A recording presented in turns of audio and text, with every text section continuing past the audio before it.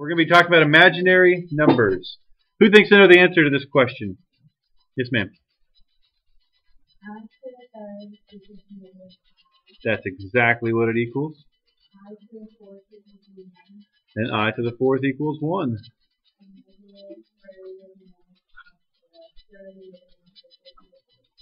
Actually, it equals, that's where I comes from. That's what I is. I is the square root of a negative number. Now you might be thinking, what's the point of that? Well, what happens if I were to square the square root of negative 1, wouldn't they just cancel and I get negative 1? So the reason you can't just say no solution is because what if eventually down the way to your problem you would end up squaring it? Well, now what you had originally checked out because you no solutioned it is now not even relevant, so you could have worked it. So the reason we have I is kind of a placeholder. Like, just in case we end up squaring it later, now I have a way to make it where I can work with it again. So the square root of negative 1 is I. They're interchangeable with each other. And we're going to be practicing with how to deal with these imaginary numbers algebraically today. So that's your DOM. If you want to start up some notes or something, whatever you do for section 2.1, I'm going to come around and collect your DOMs. Make sure your name and or number is at the top of your paper. And I'm so behind in grading, but I'll try to have your test by Monday or Tuesday.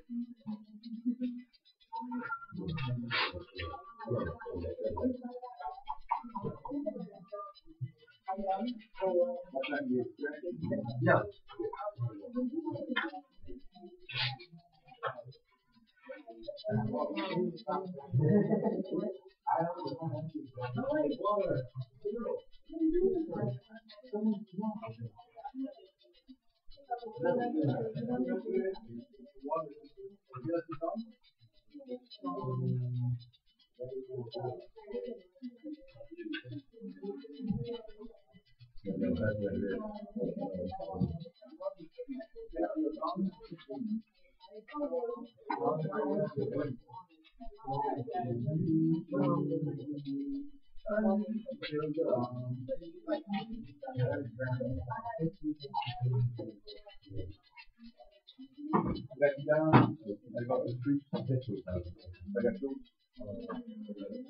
Then you discover it, put it in that there pile. Okay, let's just march right along. Add or subtract. Who thinks they know the trick to adding and subtracting a complex number? Yeah, like terms. That's exactly right. 7 plus 1 is 8.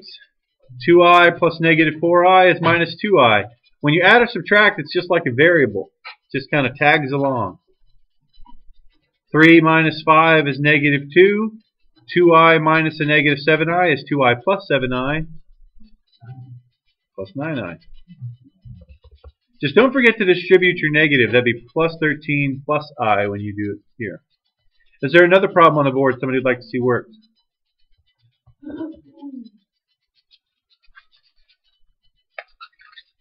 Find each product. Now, just like variables, and just like the last slide, everything's the same here. So let's work on a foiling problem. Negative 5 times 3, negative 5 times I, 4i times 3, 4i times I,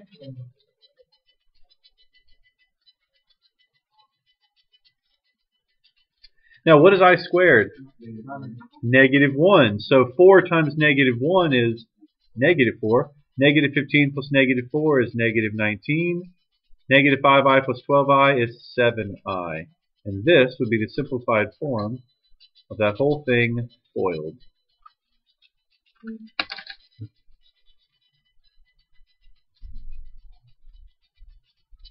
FOIL, anytime you have an I squared, plug in negative 1. Is there another problem someone would like to see worked?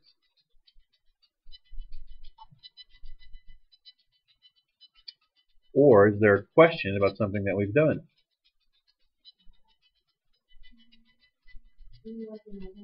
Pick one. 13. FOIL time. 7 times negative 2. 7 times negative 3i. Negative 5i times negative 2. And negative 5i times negative 3. So negative 5 and negative 3 make 15. And then I squared. Negative 21 and 10i combine to be negative 11i. This becomes 15 times negative 1. So that's negative 14 plus negative 15, which becomes negative 21. Questions on that problem?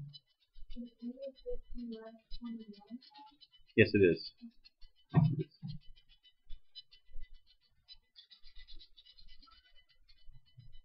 While people are writing that, did anybody else have a painful fall this morning due to the ice? I was the only one?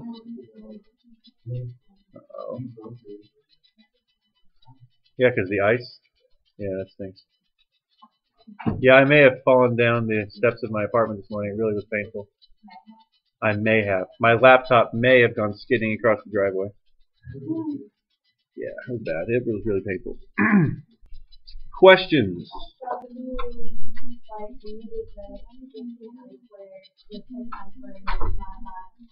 Negative 1. Right. So if it was already a negative, the negative 1 would make it a plus. Okay. All right. Okay. Any questions, or is there another problem somebody would like to see? Sure. First of all, do you understand where we got the I squared? Okay. Every time you have an I squared, let me just kind of, let's say we do a problem and we end up with 6 plus 9i minus 3i squared. What you need to remember is I is it's a fill-in for the square root of negative 1. So anytime you have I squared, that's why we did the DOM. I squared equals negative 1. That's just a constant substitution. So anytime you end up with an I squared, you just plug in negative 1 for it. So that becomes 6 plus 9i minus 3 times negative 1. Okay. Did I get your question too, Sarah? Would you like to?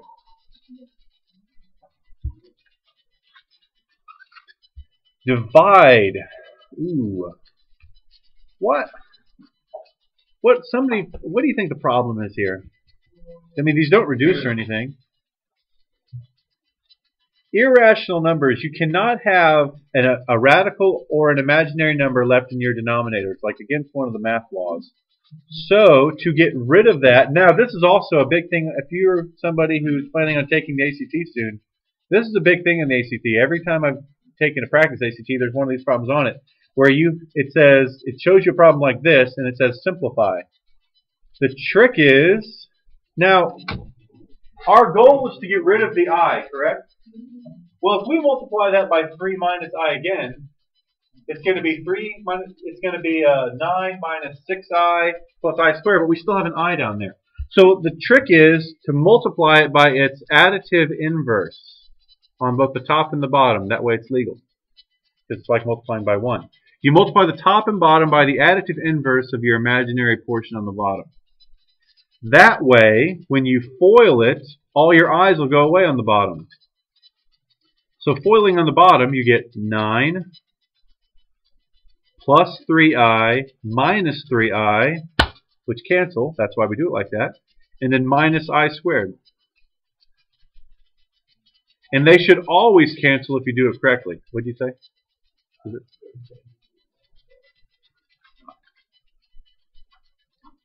If you do it correctly, your i's on the bottom should always cancel except for an I squared. So you're left with 6 plus 2i over what? 10? Can we reduce this? Everything divides by 2, so that's 3 plus 1i over 5. I believe your book writes the answers like this. I'm not entirely sure why, but I know they do. So you might see either one of these two things on a test, but they're the same thing.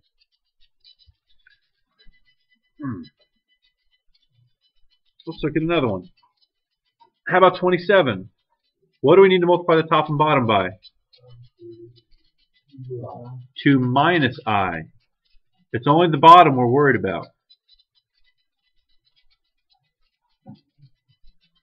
You FOIL.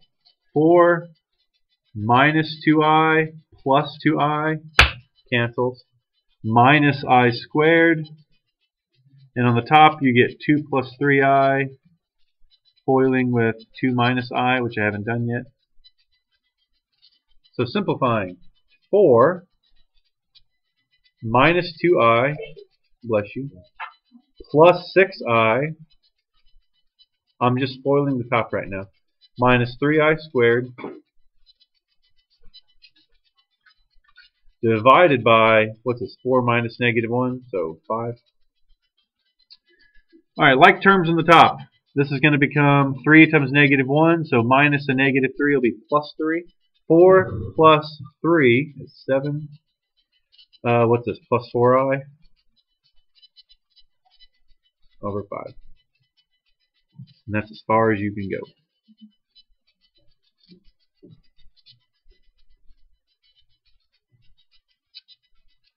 Questions about any of the steps we just took, or why we took a step, or how we did something? You mean why don't you just leave it? Because the whole thing is to it's simplified that way. It's just like in I see what you're saying, like what's the point if we're not going to do anything with it? But you want to get it in its simplest form, so that's why. Now, are you asking me why we have to multiply by the top, or why do we bother multiplying by the top? So you understand why we have to do it like this. Oh, yeah, it's to simplify.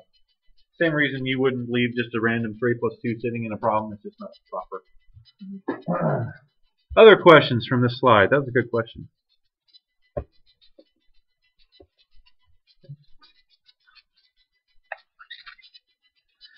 Let's see. So this is basically all of those, except the i's aren't in there. We have to pull the i's out ourselves. So let's start with the basic one. 29. Anytime you see a negative under a radical, rewrite it like this. I times the square root of 64 minus I times the square root of 5. What is this? 8I? I'm sorry, I skipped a step, didn't I? So that's 8I minus 5I, which is 3I.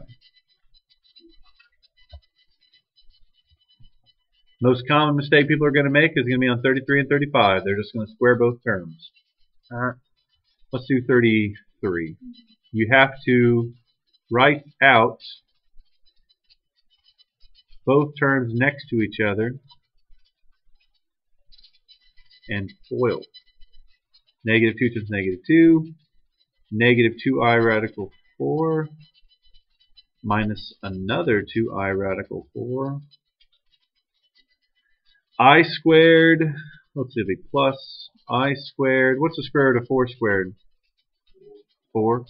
So 4I squared. I'm sorry, I wrote that kind of funky. Yeah, so it'll be 4 minus 4, which is going to cancel. And how can I put these two together?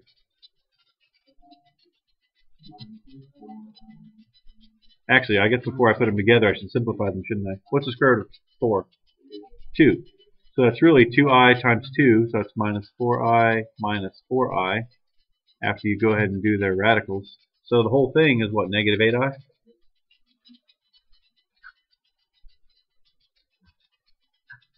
Again, these cancel because that was positive 4 and then negative 4.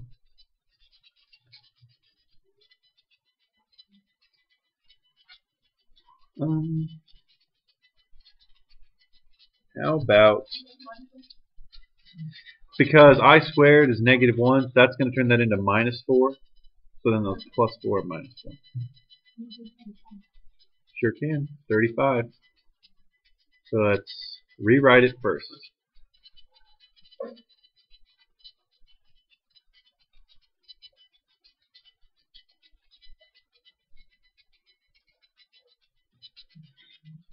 Negative 3 times negative 3.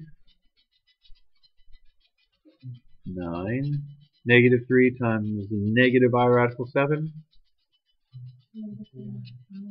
plus, because it's negative negative, 3I radical 7. Then same thing again. Plus I squared times 7.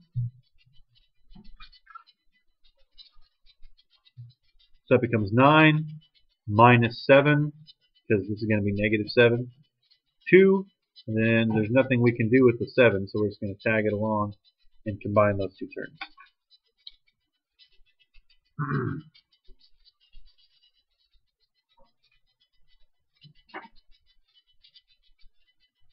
Questions on that? 37 and 39 are actually the easiest ones because there's really not a whole lot you can do except simplify.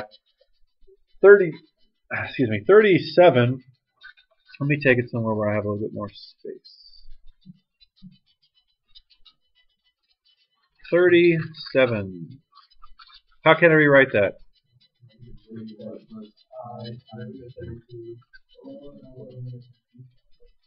Aha, very good.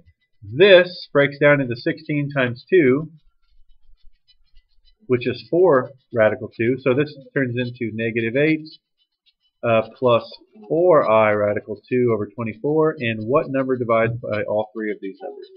4. So that becomes negative 2 plus, I almost forgot my I, thank you, over 6. Very good. Very, very good.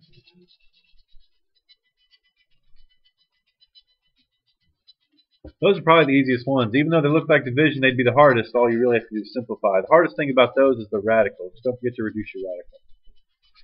And last but not least, 41 and 43. Let's look at 41. That one looks like the harder one. That's going to be I radical 8 times I radical 3 minus radical 5. Yeah, that's exactly what you do. So that becomes I squared radical 24 minus I radical 40. How does radical 24 reduce? 2 radical 6. Okay, I'm going to write it down. 6, 4, so that's 2 radical 6.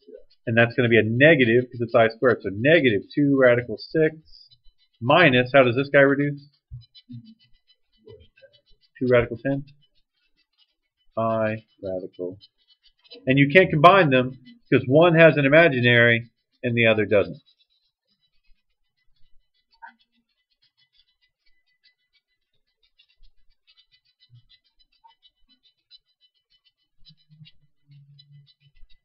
Questions on that?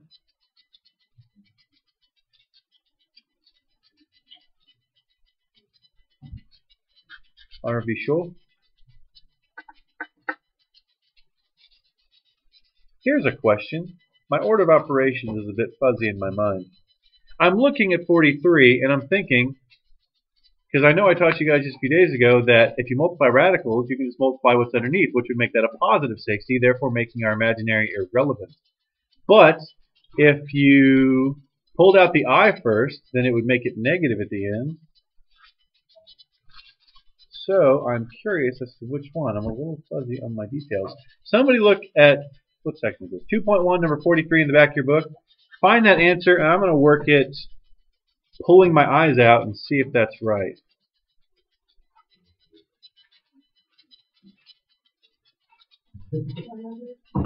This would be number 43. Don't tell me the answer yet. Let's see if I'm right when I'm done. Because the sign will be different if I'm wrong. Actually, will it? Yes, it will, because this will be positive. Let's see. Well, just tell me this. Is the answer positive or negative? Okay, so you do pull the I out first. Okay, so pull your eyes out before you multiply. If we hadn't, that would have been positive 60, and it would have been negative times positive, and it would have been a negative answer. Pull your eyes out first. Hey, we were just talking about Oedipus. Oh, thank you. Wow. In case I ever have that conglomerate of people. Questions?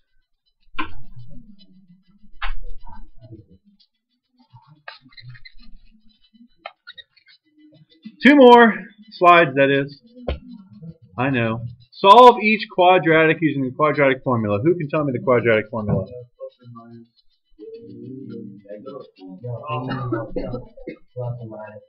Negative b. Well,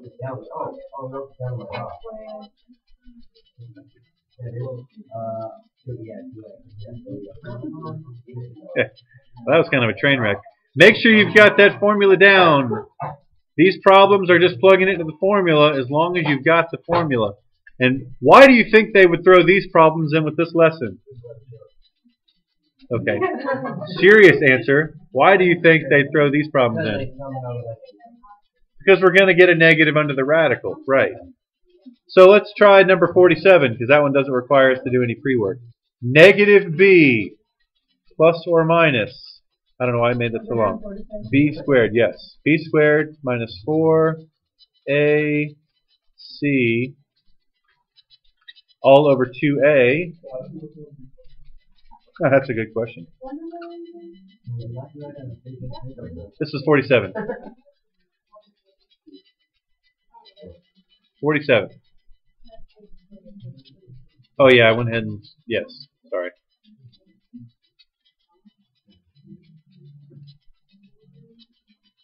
Will somebody be punching in 16 times 13 for me and then 64 minus that? I need somebody to do this radical part. Bless you.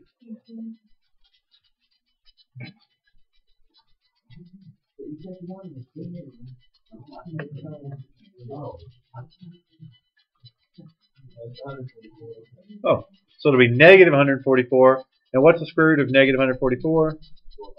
12i all over 8.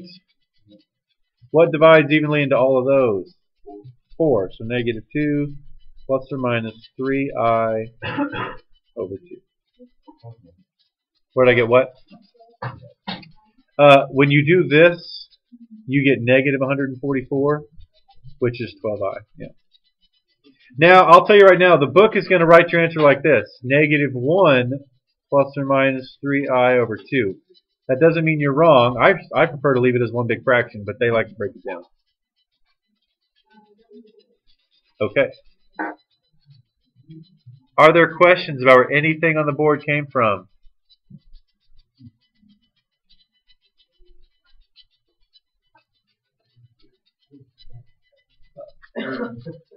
Last slide. Perform the indicated operations. Okay. 51. Yes. 51 is nothing more than two foils, and then you combine your like terms. That's all it is. But we'll do it real quick. 2 minus 2i minus 3i plus 3i squared minus 9 plus 3i minus 3i, cancel, minus I squared. So, let's simplify that. Won't this be 2 minus 3 in a second? So negative 1 minus 9 plus 1 will just be 10. Negative 1 minus 10 is negative 11 minus 5.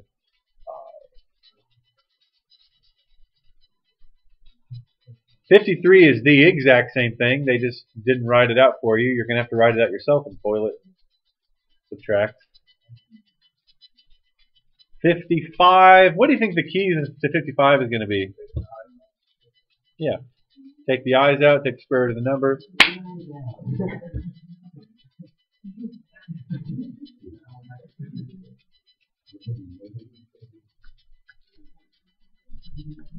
Is there, I'll do 57 and 59, but this. How do you get 5 or 5 Oh no. Right here? Oh no, I squared is negative 1. Okay. Questions? 57, you just plug it in. So that's going to be 1 plus I squared minus 2 times 1 plus I plus 2. Yikes. So you have to FOIL.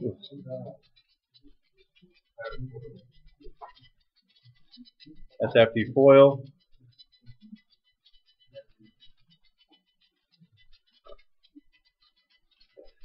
Minus 2I plus 2. Yikes. Here, I distributed my negative 2. Here, when you FOIL this,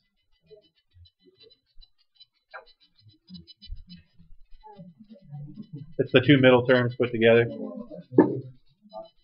So combining like terms, guys, 1 minus 2 plus, what? You got one big 0? 1 minus 2 plus 2 is, well, that might actually be the answer. So that takes care of the numbers. 2I minus 2I, those cancel. I squared is negative 1. Yeah, you do get 0. The whole thing is 0. You were right.